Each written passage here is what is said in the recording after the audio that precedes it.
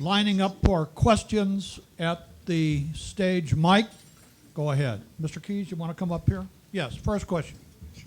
Jeff Berkowitz, host and producer of Public Affairs, airing every Monday night at 8:30 on Channel 21 throughout the city of Chicago, and hopefully with Alan Keyes there soon.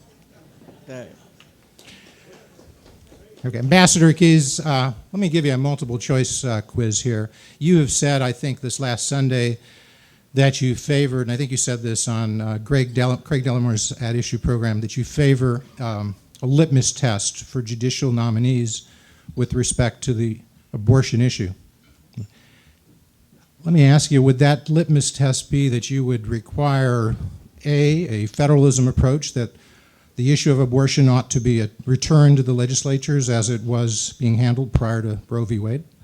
Would you favor a constitutional amendment that overturned Roe v. Wade and said there is indeed a constitutional right not for a woman to choose, as they say, but a constitutional right for the unborn to be protected? Would would you or would you favor another approach? We'll call that approach C, or some combination therein. If you could flesh out a little bit just what that litmus test would look like as you look at judicial nominees. Well, before I answer the A or B question, let me do the fleshing out, because I think it's important to understand the answer. In the first instance, we must understand that, especially when you're dealing with nominees to the federal bench, people who are going to be looking at the Constitution and how it should be applied, I believe we have to look at them the way, I don't know, you would look at engineers and architects who are working on a building and working from a plan as to how that building should be constructed. It is very true that they look at the plan of the building, and on the plan, the laws of physics are not all of them written, are they? The laws of thermodynamics are not repeated on the architect's drawing. But everything in the architect's drawing, everything in the plans, presumes respect for those laws, because otherwise the building isn't going to stand up. I think that our principles as a people, the ones that were articulated in part in the Declaration of Independence, are like those fundamental laws of science that the engineers and architects have to respect.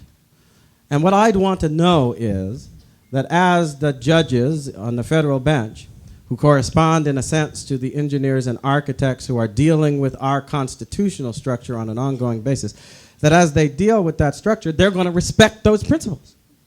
And they're going to apply them in such a way that we do not end up destroying the building because we have ignored them. That's the principle that's involved.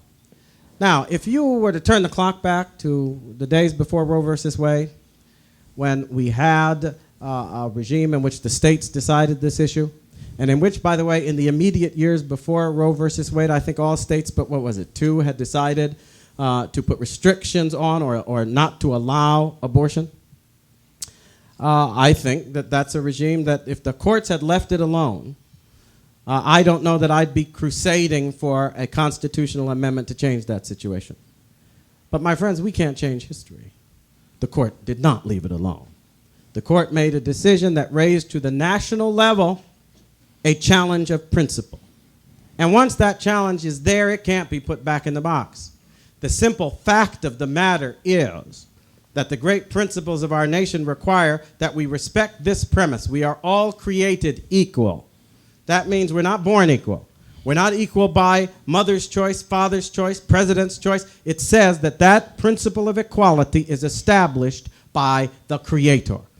Now, if that's the case, on what grounds do we say that that babe in the womb is unequal to me or you in terms of respect for its life? It makes no sense. The Supreme Court has put the challenge of principle inescapably before the entire nation. The answer of principle is logically and clearly correct, both based on logic and our history.